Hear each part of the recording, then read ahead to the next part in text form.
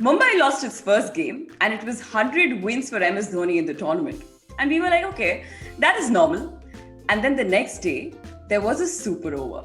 And boom, there was nothing normal about this particular season. And 60 games and 7 weeks later, here we are. My name's Riddhima Pathak and you're watching Sports Adda Presents Doubtful Review System. And joining me in this new episode is this man who knows a thing or two about, lifting trophies and winning championships, the legend, ladies and gentlemen, Brett Lee. Hi, Brett. Hello, Riddhima. Namaste. Nice to see you again. Namaste. And we are entering the festive week, so I'm going to say, wish you a very happy Diwali. Happy Diwali to you. Thank you so much. And what a season it's been. Oh, look, it's been an incredible season. We've seen some wonderful cricket, right back from the first game with Mumbai versus Chennai. To think that Chennai would go on to win that and then Mumbai would go on to win the tournament. It's crazy. We've seen some super overs. We've seen some young emergence of some players coming through that we never knew their names or, they weren't household names and now they are superstars of world cricket. It's been a long, long tournament, but it's certainly been an enjoyable one. And let me remind you all that we brought you all the action on the Sports Adda app, where you can find all the live features, interviews, reviews, videos, you name it, from sports like cricket, football, and kabaddi. Also, if you're watching this particular episode on YouTube, in the description below, you've got a link to download the app, so you should download it now. And with that, it's time now to move towards our very first segment, which is Front Foot Please.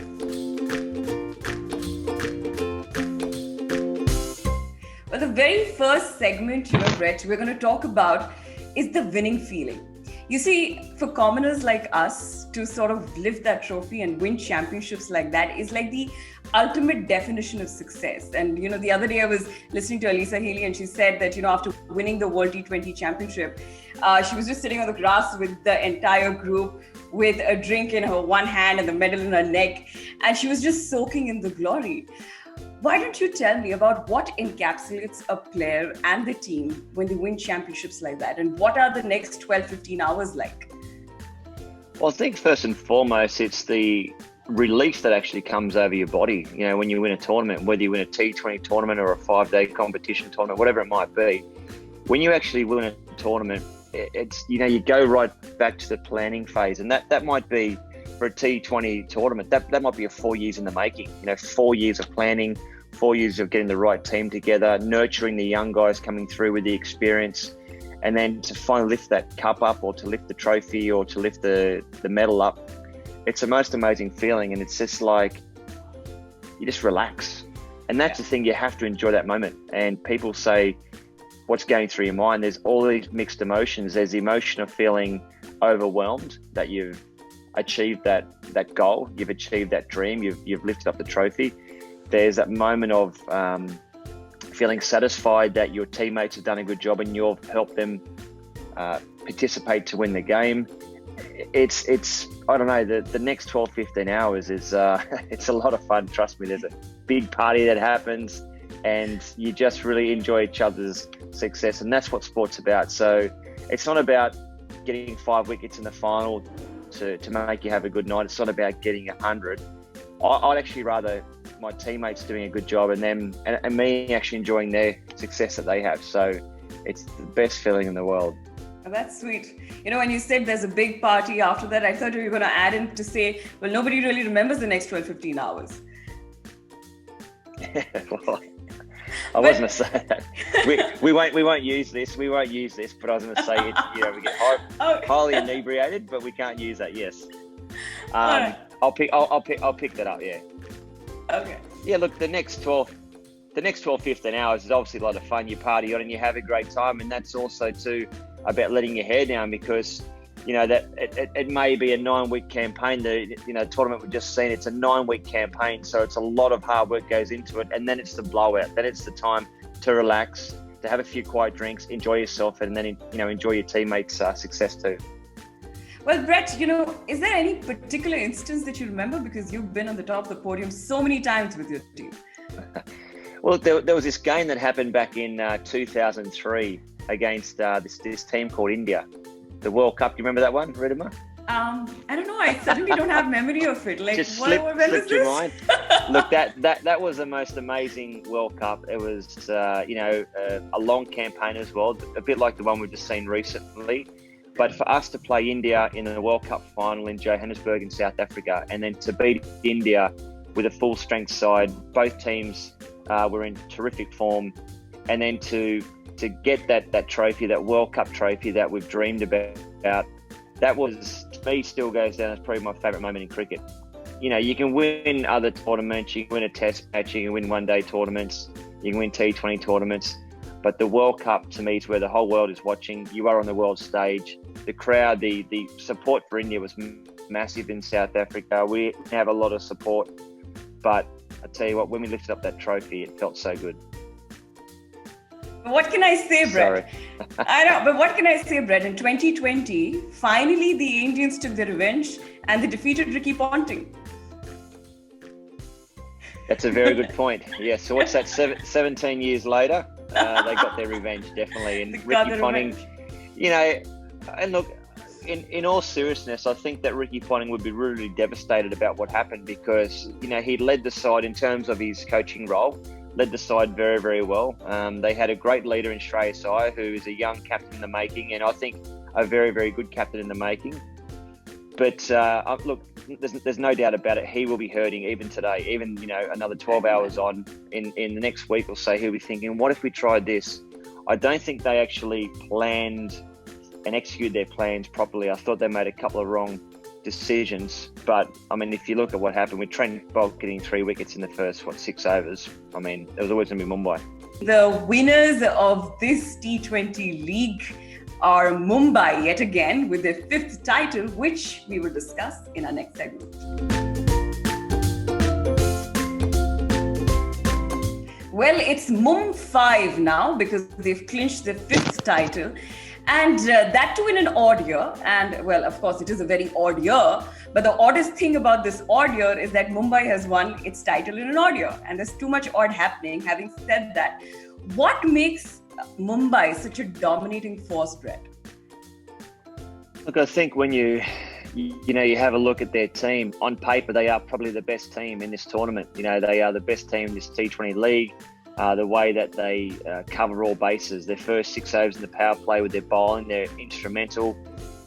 They are spot on.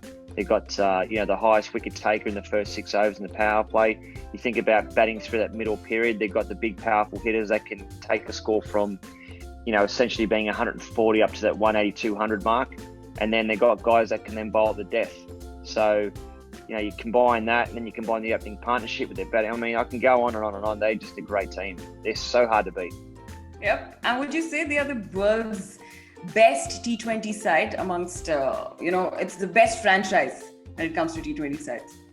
Look, I've seen a lot of different franchises around different tournaments, and I would have to say, yes, this is the best side that we've ever seen. Mumbai, hands down, the best T20 side that the world's seen. Indeed it is. And that's the reason why 5th title and such a dominating force. It is indeed. And to add to that package, they had youngsters like Suryakumar Yadav and Ishan Kishan, which you very rightly mentioned, who were uncapped. And that too was the storyline of this particular T20 tournament, where the youngsters, uncapped players made the headlines, which we will discuss in the next segment. Now, this is what I call the uncapped gems. You see, the youngsters in this T20 league made a mark of their own. They were light on experience, but full of confidence. And that's the reason why they made it to the headlines, not once, not twice, but many a times.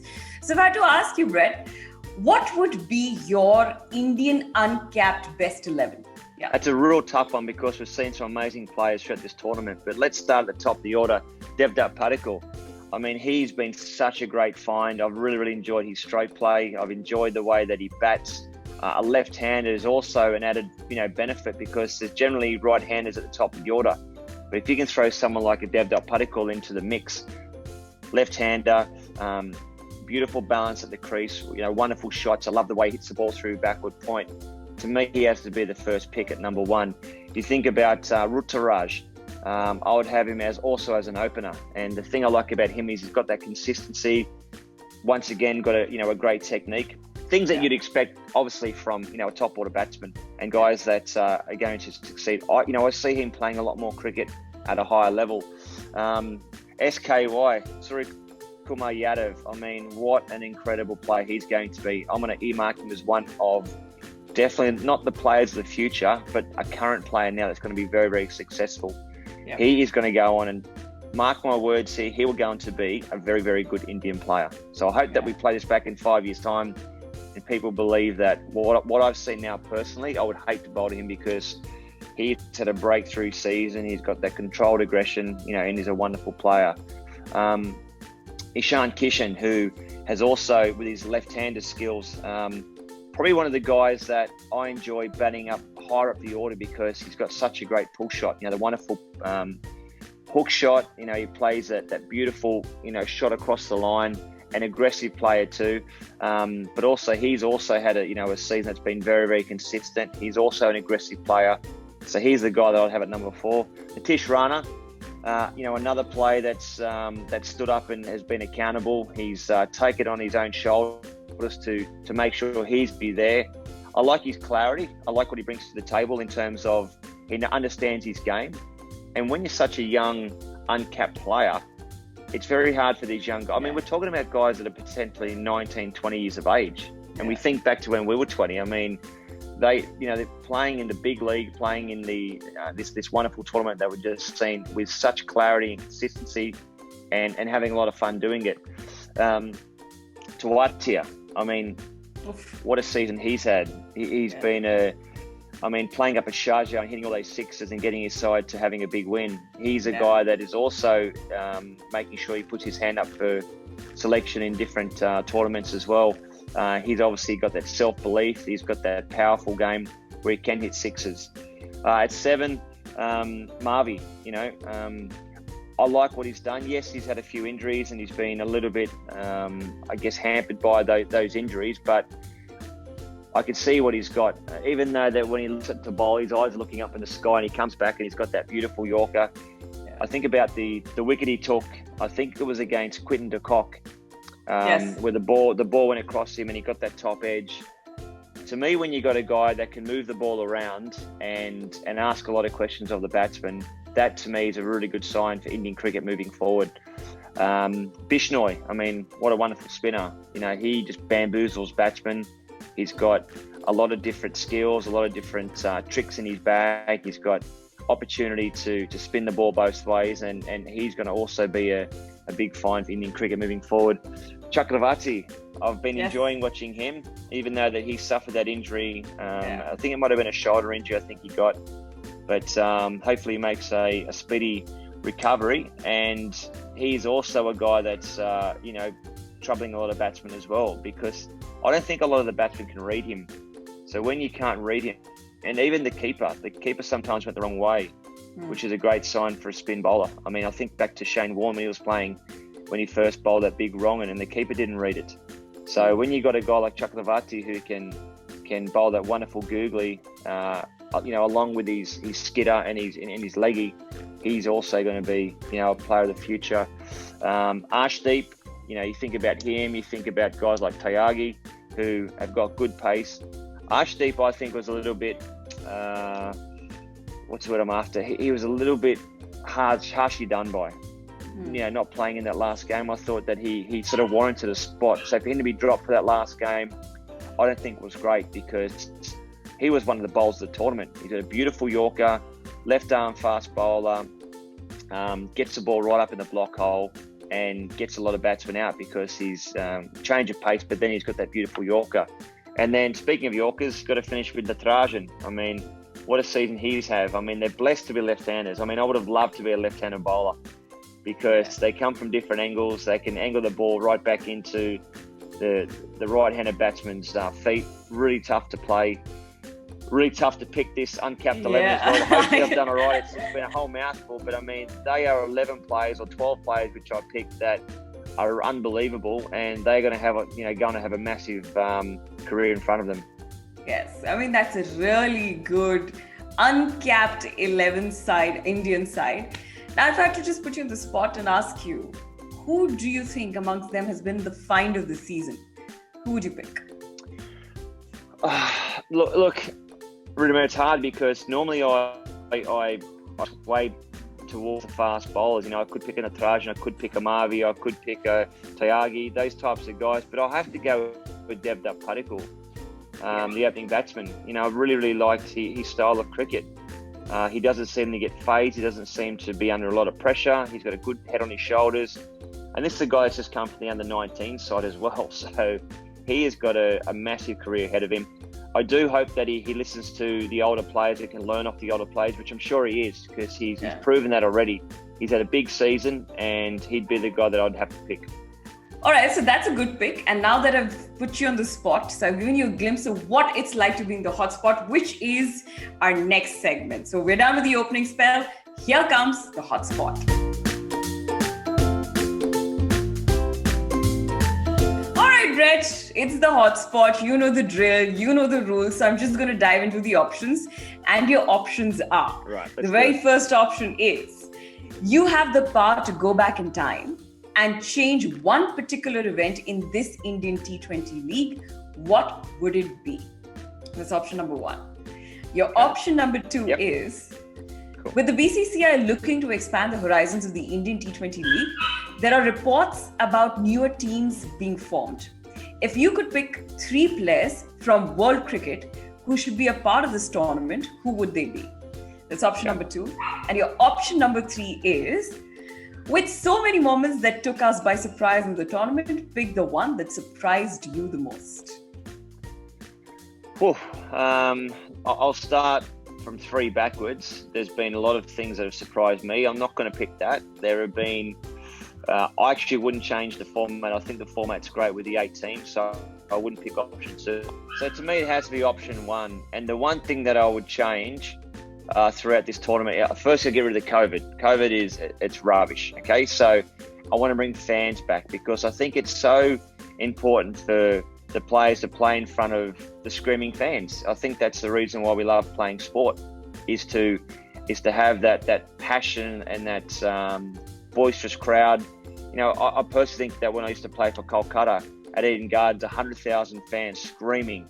I mean, that's the reason why you play sport. So if I could change things, and even though that we had the effects coming through the stump mics and we had the effects that were put in around the ground to make it feel like it was a bit more of that atmosphere.